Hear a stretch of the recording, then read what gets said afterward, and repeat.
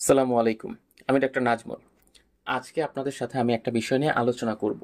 এটাও খুব একটা কমন সমস্যা।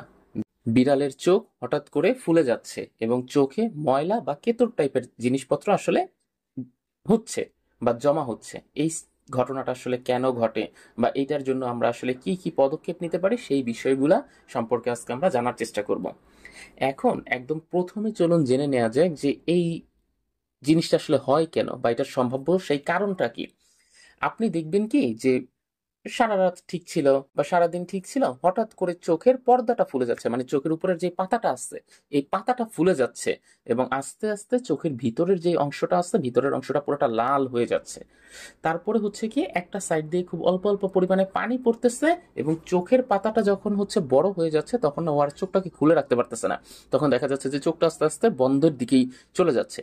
এইটা হচ্ছে একদম প্রাথমিক সমস্যা, যে প্রথমে হচ্ছে চোখের পর্দাটা ফুলে যাবে আর চোখের ভিতরের অংশটা, যে কর্নিয়ার অংশটা আছে সেটা লাল হয়ে যাবে আর সাইড দিয়ে আস্তে আস্তে পানি পড়তে থাকবে। কিন্তু এটা যদি খুব বেশি পর্যায়ে হয়ে যায় তখন এটা আসলে পুজ পড়তে থাকে সাইডের যে অংশটা আছে, আর চোখটা ঠিক এই সময় খুলে রাখতে ওর কষ্ট হয়।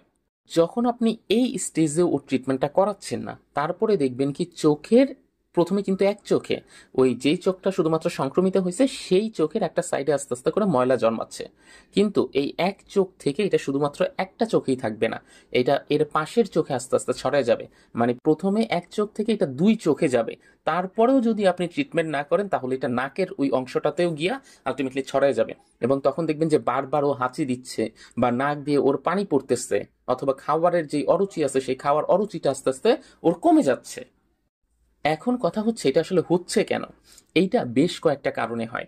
এইটার প্রথম যে সিকোয়েন্স আছে সেটা হচ্ছে ব্যাকটেরিয়া যদি কোনো কারণে অ্যাটাক করে চোখের ভিতর কোনো ব্যাকটেরিয়াল সংক্রমণ হইলে তখনও এটা হইতে পারে এবং এই স্টেজটা থেকে খুব সহজে কিউরেবল, মানে এটাকে আমরা ভালো করে ফেলতে পারবো। কিন্তু চোখের ভিতরে যদি কোনো ভাইরাল কারণে ইনফেকশনটা হয়ে থাকে, যেমন ফ্যালাইন হার্পিস ভাইরাস যেটা আছে, এইটা যদি আলটিমেটলি চোখে গিয়ে ইয়া করে তখন দেখা যায় যে এখান থেকে ওই ওর অবস্থাটাকে একটু ভালোর দিকে নিতে বেশ একটু সময় সাপেক্ষ ব্যাপার এবং বেশ সেটা কষ্ট সাপেক্ষ। কারণ ভাইরাসের সেরকম কোন ট্রিটমেন্ট এখন পর্যন্ত বের হয় না বাজারে। এই জন্য ভাইরাল যেই রোগগুলো হয় এগুলা হইলে সহজে বাঁচানোও যায় না বা ওইটার থেকে সহজে আবার ফিরতি ভালোর দিকে নেওয়াটাও অত তাড়াতাড়ি সম্ভব হয় না। এই ব্যাকটেরিয়া বা ভাইরাস ছাড়াও আরো কতগুলা কারণে হইতে পারে।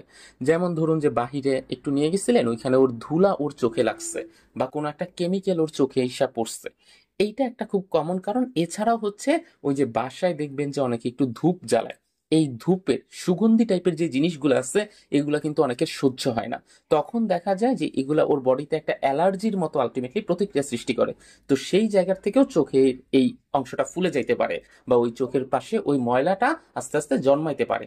এবং আপনি যদি দেখেন যে এইটা কিন্তু ওই ব্যাকটেরিয়া বা ভাইরাল যে ইয়ার কারণে ফুলে গেছে সেটার সাথে একটা পৃথক করা যায়। কারণ ব্যাকটেরিয়াল বা ভাইরাল ইনফেকশনে যদি ফুলে যায় সেইখানে কোনো চুলকানি থাকবে না। কিন্তু অ্যালার্জির কারণে যদি আলটিমেটলি ফুলে যায়, মানে সুগন্ধি ধুলা বা যে কোনো কেমিক্যালের জন্য যদি অ্যালার্জি হয়ে সেইখান থেকে ফুলে যায়, তাহলে এটা চুলকানি থাকবে এবং ওইটার চারপাশটা, মানে হচ্ছে চোখের পাতার চারপাশটা আস্তে আস্তে কি হবে, লাল হবে। এইটা দেখে আমরা বুঝতে পারি যে হ্যাঁ এটা একটা ওর অ্যালার্জি ঘটিত সমস্যাও আলটিমেটলি হইতে পারে। এছাড়াও যদি ধরেন যে বাহির থেকে কোনো একটা আঘাত পাইছে, যেমন এটা যে কোনো কিছু দিয়ে একটা আঘাত হইতে পারে, লাফালাফি করতেছিল তখন কোনো একটা কিছু ওর চোখে এসে একটু বাড়ি খাইছে, এরকম একটা সমস্যা এখান থেকে তৈরি হইতে পারে।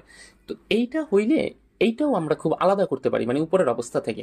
এইটা যদি হয় তাহলে দেখবেন যে ও চোখটাকে বারবার ঘষতে থাকবে। ওই যে ব্যথা যে অংশটা পাইছে একটু ব্যথা করতেছে এই জন্য একটু হালকা হালকা ঘষতে থাকবে, চোখটাকে ব্যথার জন্য অনেকটা সময় ধরে বন্ধ করে রাখবে। এবং এইটা হইলে দেখা যায় যে চোখের মধ্যে একটা রক্তের জমা হয়, হঠাৎ করে দেখবেন যে আপনার চোখে বাড়ি খেলেও ওইখানে কিন্তু একটা রক্তের মতো একটা লাল আভা চলে আসে। তো এটা হঠাৎ করে একটা জায়গায়, এটা পুরো চোখটা লাল হবে না কিন্তু হঠাৎ করে যে কোনো একটা জায়গায় এরকম একটা লাল অংশের সৃষ্টি হইতে পারে। এখন চলুন জেনে নেওয়া যায় যে এই সময় ঠিক আপনার করণীয়টা কি, মানে ভেটের কাছে নেওয়ার আগে আপনি আসলে কি কি করবেন। প্রথমত আপনি হচ্ছে একটা সুতির কাপড় অথবা তুলা, এগুলাকে হালকা কুসুম গরম পানির মধ্যে মিশায়া, মানে একটু চুবাবেন। চুবানোর পরে ওইটাকে তুলে চিপে ওইটার যে হালকা একটু ভেজা ভেজা ভাবটা থাকবে না, সেইটা দিয়ে চোখের যে অংশে ময়লাটা জমা হয়েছে ওই ময়লাটাকে আস্তে আস্তে পরিষ্কার করে দিবেন। এইটা হচ্ছে আপনার প্রথম কাজ। এখানে সুতির কাপড় ব্যবহার করতে পারেন অথবা আপনি ওই তুলা ব্যবহার করতে পারেন, কিন্তু একদম হচ্ছে ঠান্ডা পানি না। আপনি একটু কুসুম গরম একটা পানি ভিতর আগে চুবায়া তারপরে সেটাকে চিপে সেটা দিয়ে আপনি করতে পারেন। অথবা আপনি আরেকটা কাজ করতে পারেন যে চোখ ওয়াশ করার জন্য আপনি এক ধরনের স্যালাইন পাওয়া যায় চোখ ধোয়ার জন্য। ওই চোখে ওই স্যালাইনটা মানে নর্মাল স্যালাইন বলি আমরা সেটাকে, ওই নর্মাল স্যালাইনটাকেও আপনি ব্যবহার করতে পারেন। ওইটা দিয়ে আস্তে আস্তে আস্তে আস্তে চোখটা ওয়াশ করতে পারেন। এটা আবার আপনার জন্য রিস্কি হয়ে যাবে, কারণ বাজারে কিন্তু দুই ধরনের স্যালাইন আছে, ডিএনএস স্যালাইনও আছে আবার নর্মাল স্যালাইনও আছে। তো ডিএনএস স্যালাইন দিলে কিন্তু আবার চোখ অন্ধ হয়ে যাবে।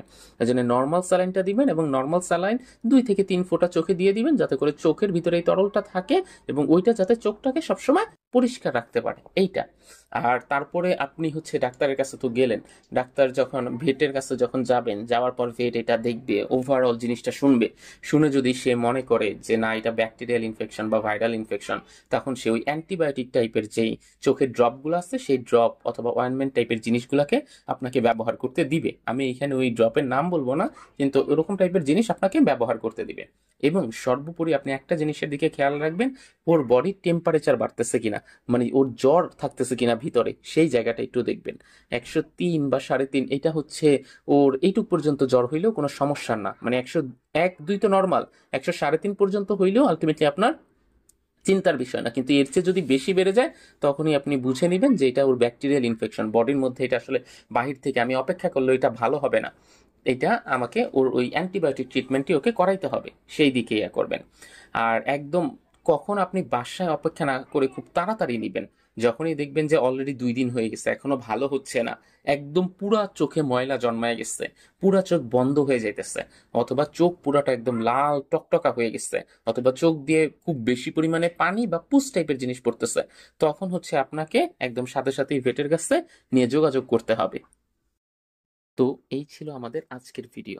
আশা করি ভিডিওটি আপনাদের ভালো লেগেছে এবং ভিডিওতে যেই টপিকটা সম্পর্কে আলোচনা করেছি আপনারা সেটা খুব সুন্দরভাবে বুঝতে পেরেছেন। যদি আপনাদের এই সম্পর্কিত কোনো কিছু জানার থাকে আপনারা সেটা কমেন্ট বক্সে আমাকে জানাতে পারেন, এবং চাইলে আমার সাথে সরাসরিও কন্ট্যাক্ট করতে পারেন। স্ক্রিনে দেওয়া যে নাম্বারটা আছে সেই নাম্বারে কল করতে পারেন, অথবা এই নাম্বারেই হোয়াটসঅ্যাপ আছে, হোয়াটসঅ্যাপেও আপনারা চাইলে আমাকে নক দিতে পারেন। আমি চেষ্টা করব আপনাদেরকে যে কোনো সময় সার্বক্ষণিক সহায়তা করার। আপনারা চাইলে আমার ফেসবুক পেজ এবং গ্রুপেও জয়েন হতে পারেন। সেখানে সার্বক্ষণিক আপনাদের যে সমস্যাগুলো আছে সেই সমস্যাগুলো জানালেই খুব দ্রুততার সাথে স্বল্প সময়ে আপনারা রিপ্লাই পাবেন। তো আশা করব আমার সেই ফেসবুক পেজ আর ফেসবুক গ্রুপে জয়েন হয়ে যাবেন। ধন্যবাদ সবাইকে, ভালো থাকবেন। আসসালামু আলাইকুম।